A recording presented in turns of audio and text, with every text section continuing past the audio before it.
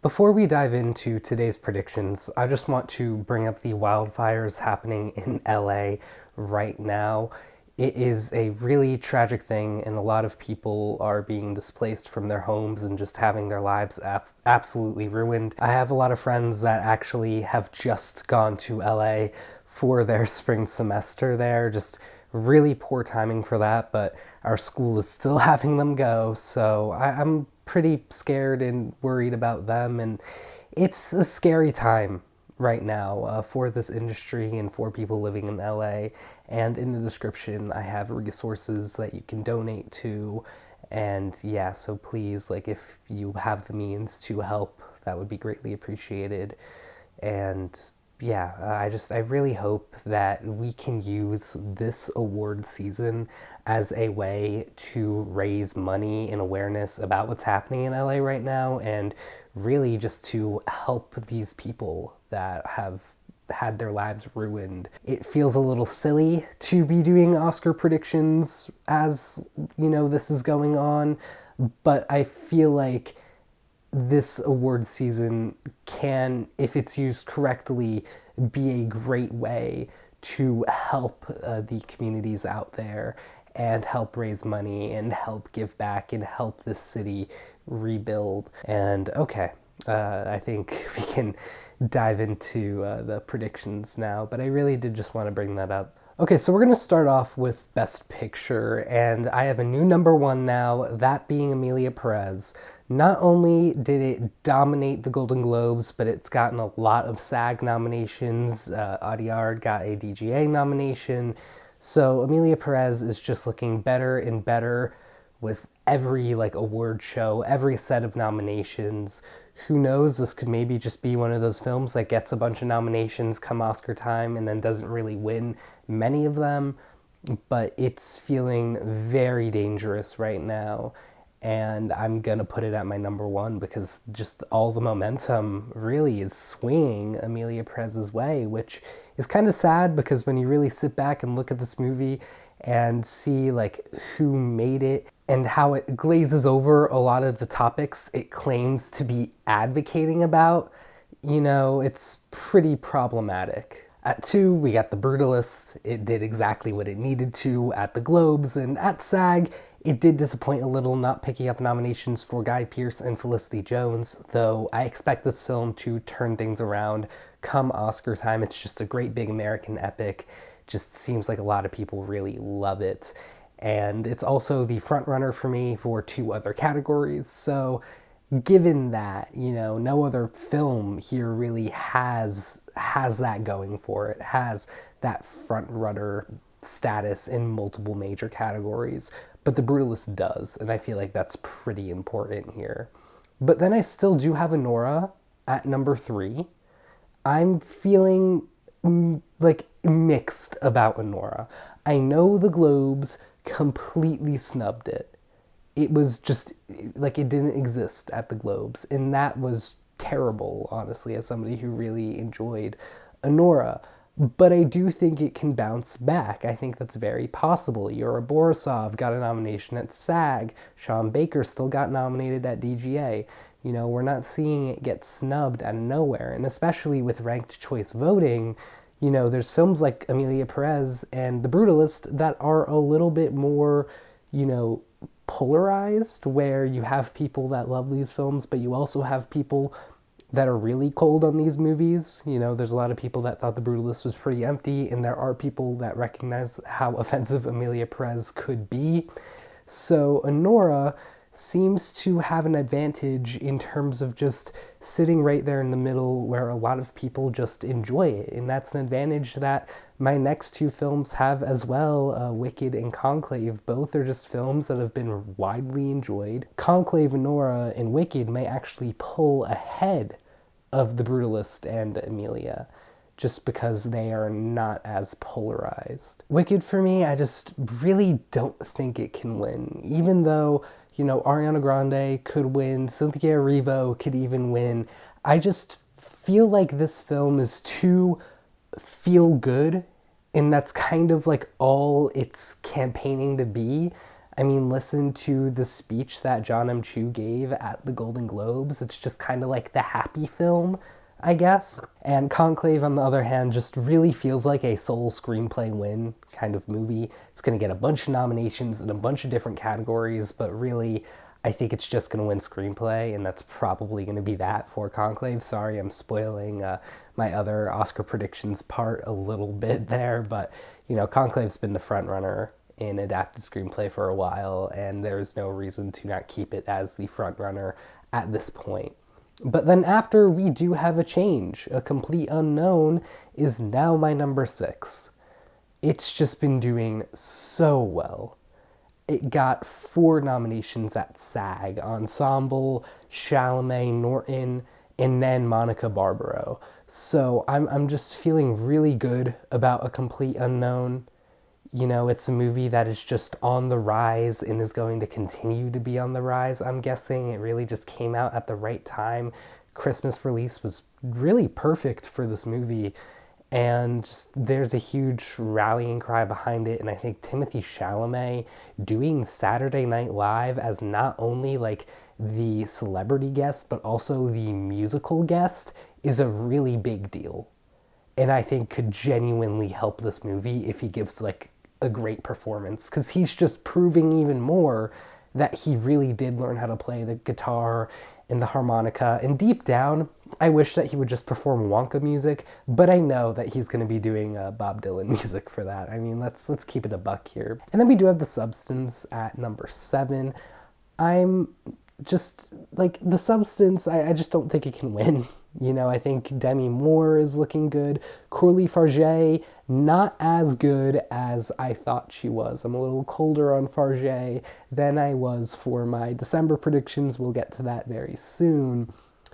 So I think The Substance is a strong film. I think it has a lot going for it with Demi Moore screenplay, possibly Margaret Qualley, and possibly Coralie Farge. So I can't bring it below 7. But I just don't think I can put it above A Complete Unknown. I feel like it's really solid where it is. And then at 8, Dune 2, similar deal with The Substance. I just don't think it has any chance of winning, really. I don't think it's going to have any above-the-line nominations at this point, aside from picture. You know, Denis, he's done for director. Screenplay is just looking a lot more questionable, and also no actors have risen to be possible nominees. So yeah, it's going to get a bunch of technical nominations, but that's going to be it for Dune Part 2. It's just really not looking too good, which is so unfortunate because it is the best film from last year, in my opinion. Now for these final 2 spots, I am in the same dilemma that I was last time around, where I was trying to fill 2 of them in between 3 different films, those films being A Real Pain, Sing Sing, and Nickel Boys. Last time around, I had A Real Pain on the outside looking in. This time around, I do have Nickel Boys on the outside. A Real Pain is sitting for me at number 9. I'm feeling good about it because of its most likely original screenplay nomination, and Kieran Culkin being the supporting actor frontrunner. That's a really solid package. While Sing Sing, I'm feeling good about it because of Colman Domingo. I think Colman Domingo at this point might actually be enough to help carry this film into that final Best Picture nomination. Unfortunately, Nickel Boys, I think, has faded in terms of director and screenplay and supporting actress. It's just, I'm not feeling too good about Nickel Boys getting anywhere above the line, and it's different than Dune Part 2 in the sense that Dune Part 2 has all of these technical nominations that could support it. Well, Nickel Boys just doesn't have that. There aren't going to be nearly as many technicals that are going to go Nickel Boys' way compared to Dune Part 2. So that's why I do have Nickel Boys, unfortunately, on the outside looking in. And really, I hate to say that because it's a top 10 movie of the year for me. I don't want to be that guy. I do prefer Nickel Boys to Sing Sing and A Real Pain. But this just seems to be the way that the Academy might swing. I mean, honestly, with A Real Pain especially, I would be pretty surprised if it didn't get in right now, just because it feels so solid in screenplay and supporting actor. and that just feels like a really nice package. I do feel like, really, it's gonna be a battle between Sing Sing and Nickel Boys for that final spot. And then rounding out possible Best Picture nominees, I have September 5 and Challengers, just in a tier below. I don't think they're getting nominated here, but I think that they're worth mentioning just because they've gotten sporadic nominations and even wins in certain awards where I think that they deserve to be recognized just a little bit. And then The Apprentice 2 has creeped in for me as a dark horse possible nominee for Best Picture, really just because it got into the BAFTA top 10. I don't think that's enough for this film, but there's been a big consistency in Jeremy Strong and Sebastian Stan getting nominations from a lot of places, which has been really interesting to me. And there's obviously a lot of love within the film industry for The Apprentice. So you never know. I don't think it's getting a Best Picture nomination, but I think it has a chance to get a nomination somewhere. Now in Best Director, it's looking a lot more solid than ever that Brady Corbet is clearly the #1 for The Brutalist after his Golden Globe win. And yeah, so deserving. Great film, phenomenal direction. I'm really excited for him to hopefully win this award and more than hopefully get nominated at the Oscars. I would be completely shocked if he didn't get a nomination here. And we do have a new #2, that being Jacques Audiard. I just think as the director of a film like Emilia Perez, which I think is going to win Best Picture now, I have him above Sean Baker, who I initially had as the #2 because Anora seemed like the Best Picture film. But now that Anora doesn't seem like it, I've thrown Jacques Audiard in this position. And listen, if I can say one thing about Emilia Perez, it is that the actual direction in this film is solid. The dialogue, the writing, all of that, not too great, but the acting and the direction are solid. The choreography in most of the songs is pretty enjoyable. I just didn't enjoy the phone things that happened with some of the songs where, it was just recorded on a phone as Selena Gomez was singing, and it just felt kind of lazy. But aside from that, the direction was decent. So I get why Audiard could possibly win, but I do think it's going to be Corbet. Then at 3, we do have Sean Baker. Anora's just a beautifully directed film, and it does seem like this is when the Oscars are finally going to be recognizing him. Maybe not giving him wins like I initially thought they would be doing, but he's going to be getting a lot more recognition for his work, and that starts with a director nomination. Or it started with the possible picture nomination, but it continues with this director nomination, I'm predicting. And following him up is Edward Berger. I thought Berger was going to miss for the longest time, and yeah, I was wrong. I think Berger is pretty locked in at this point to get a nomination. Conclave is a strong film. It's a really solid contender. Even though I don't think it's going to win, it's solid. People just overall enjoy the film, appreciate the directing, like the script, like the score, love the performances. There's just a lot of enjoyment to be had from Conclave. And after not getting recognized for All Quiet on the Western Front, it does seem like now is his chance to get that director nomination, and honestly, good for him. And at #5, I do have Coralie Farge still for The Substance getting a nomination. And I just want to look back at previous years where we saw Jonathan Glazer last year and then Ruben Östlund the year before both get nominations for their films, and also their films happen to get Best Picture nominations and other nominations at the Oscars. My point in bringing them up is just that they made films that were unconventional for the Oscars, films that were different than your average type of Oscar film. And they also have one other thing in common with Farge. They come from Cannes. So it's clear that the Oscars love Cannes. They love unconventional type of films from Cannes. In recognizing those directors, you could say something similar about Ramel Ross possibly sliding into this #5 spot, but I feel like there is some advantage for Farge because of Cannes. So I'm gonna throw Farge in here at #5, even though, I think Ross is also pretty likely, and I do have James Mangold at my number 6 spot because he got that DGA nomination. I feel like still decent about Farge. I feel better about Farge here at number 5 than if it was Mangold or if it was Ramel Ross. So I'm going to stick to my guns. I'm going to keep Farge here, and if I'm wrong, so be it. But I feel pretty good about her getting in.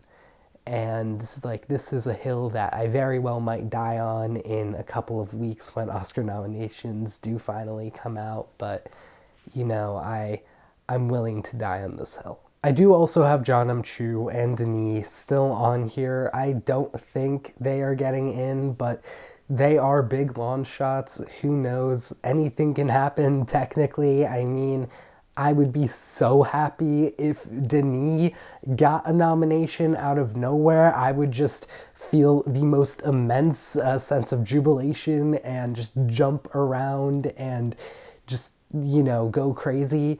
But chances are that's just not gonna happen. And I think part of me keeping him here and not deleting him in Jeonnam Chu is just because I have this deep hope that somehow Denis will climb above all of these adversities and sneak in and grab a Best Director nomination, even though that's probably definitely not happening. And we have our second number 1 change of the day for these predictions, with Demi Moore taking over at the number 1 spot in lead actress.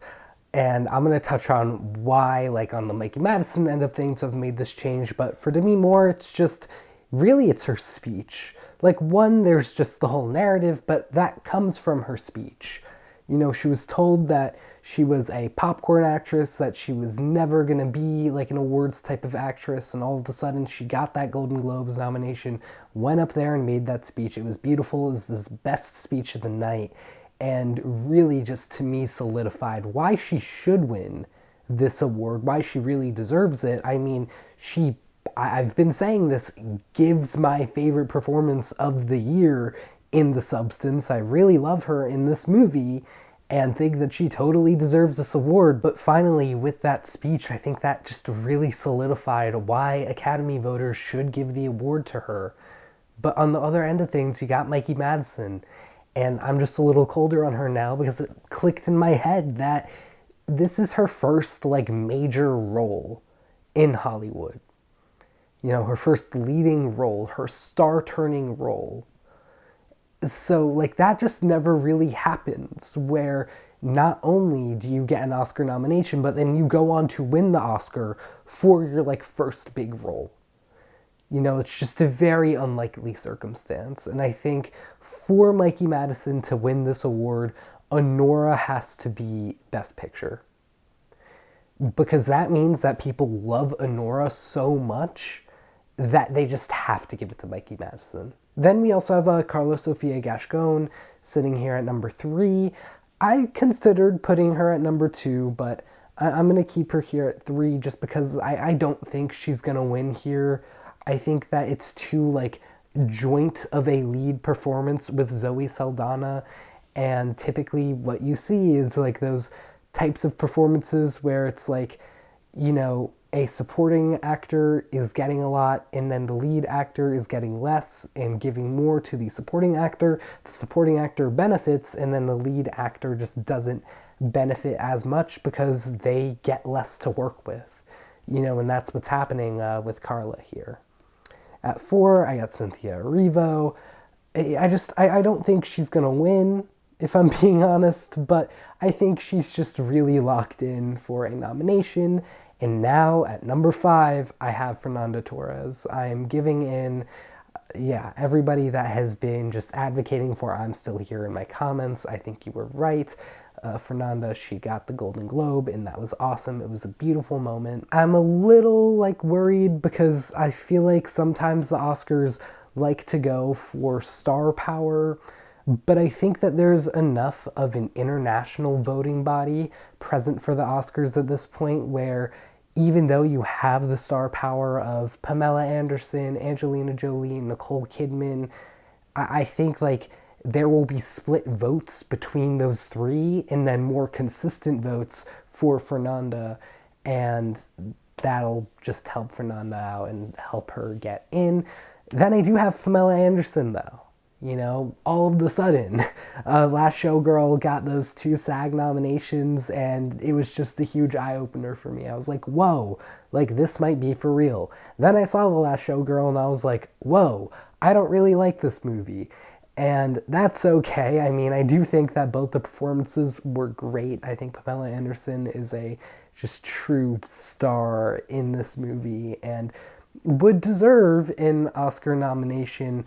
I just don't know if that's gonna happen. I feel like at this point, her, Jolie, and Kidman are in just a very similar place where they are like these big stars that got big roles this year, and I feel like the votes just might be split between the 3 of them, and that could really just do them all in at this point. So yeah, and then we also have Marianne Jean-Baptiste here. I don't think there's enough going for her right now. It's a Bleecker Street movie, and that's just been a detriment. They haven't been able to make a great campaign for her, and some critics circles nominated and gave Baptiste some wins, but it just wasn't enough, unfortunately. Lead actor, I think, is the easiest category on the docket today. It just seems completely locked in. Brody, Fine, Chalamet, Domingo, Daniel Craig. Like, that is your top 5. Somehow, maybe Sebastian Stan could sneak in for A Different Man or The Apprentice, or all of a sudden Jesse Eisenberg for A Real Pain, but I just don't see any of that happening. I think this top 5 is what we're getting for the Oscars, and I don't mind it. I think it's a really solid top 5, and they're all very deserving in their own right. Though I would not complain if Sebastian Stan suddenly snuck in and took a nomination away from one of these guys. I mean, he's great in both of his films, honestly. Same deal with Jesse Eisenberg, but I don't think that's happening. So anyways, those are my predictions. Please let me know what you think in the comments down below. I'd love to have a conversation. Do you agree with my takes? Do you disagree? What are your own predictions? Please let me know. And yeah, I'll see you all in the next video. Take care.